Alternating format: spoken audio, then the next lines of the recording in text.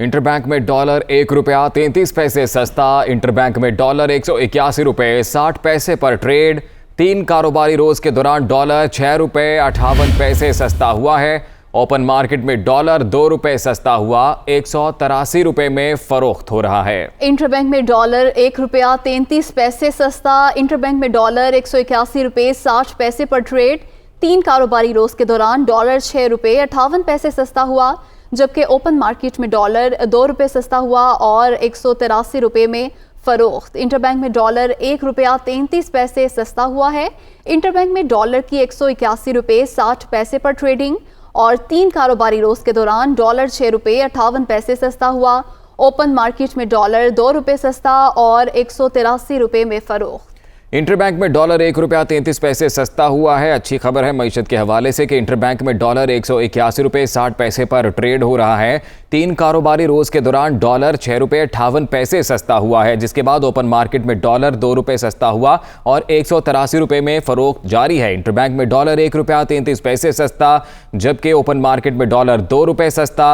Interbank में dollar 181 रुपये 60 पैसे पर ट्रेड हो रहा है, जबकि ओपन मार्केट में 183 रुपये में फरोख्त है। 3 कारोबारी रोज के दौरान डॉलर 6 रुपये 58 पैसे सस्ता हुआ है। तारिक गौरी हमारे साथ मौजूद हैं, उनसे मजीद तफसीलात जानेंगे।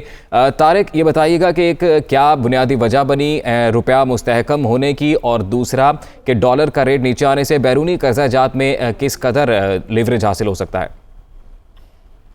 देखिए, इसकी सबसे बड़ी वजह तो यह है कि जो पॉलिटिकल अनसर्टेनिटी थी वो अब खत्म हो चुकी है और एक मुत्तहिद जो इत्तेहाद के साथ मुख्तलिफ जमातों की एक हुकूमत बन चुकी है।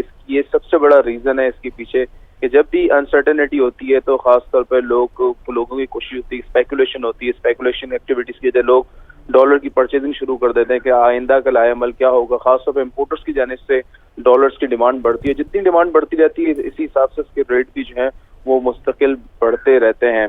और जब भी अगर हम देखें कि डॉलर की कीमत में अगर 1 रुपए का भी इजाफा होता है तो उसको आप देखें तो जो इस वक्त मुल्क के ऊपर कर्ज है 140 अरब डॉलर के कर्ज है, तो उसको आप सीधे सीधे देख लें कि 140 अरब रुपए का जो है वो इजाफा हो जाता है कर्जों में। तो इस तरह का हिसाब होता है तकरीबन।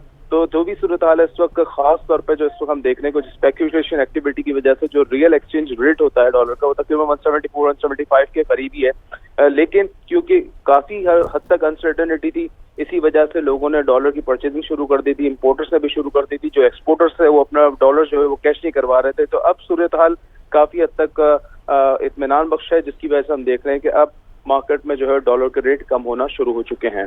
जी तारिक, बहुत शुक्रिया, आपने तफसीलात से आगाह किया।